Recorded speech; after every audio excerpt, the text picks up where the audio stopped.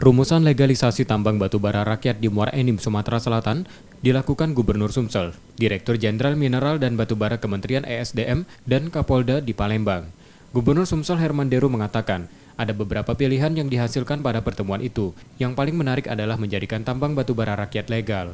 Selama ini aktivitas tambang batubara di Muara Enim dilakukan secara ilegal, yang membuat produksinya dari hulu hingga hilir menjadi ilegal. Namun kajian tersebut masih dalam bentuk rumusan belum diputuskan. Dalam pengelolaannya, ada sebuah badan usaha dari BUMN atau BUMD yang mengkoordinir aktivitas para penambang batubara secara aman dan memiliki standar keselamatan yang jelas.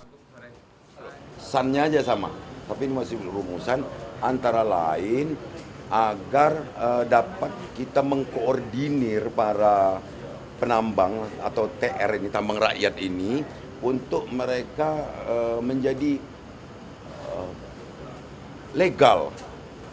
Bekerja legal, karena ini ketidaklegalan ini dari hulunya sampai hilir semua menjadi tidak legal.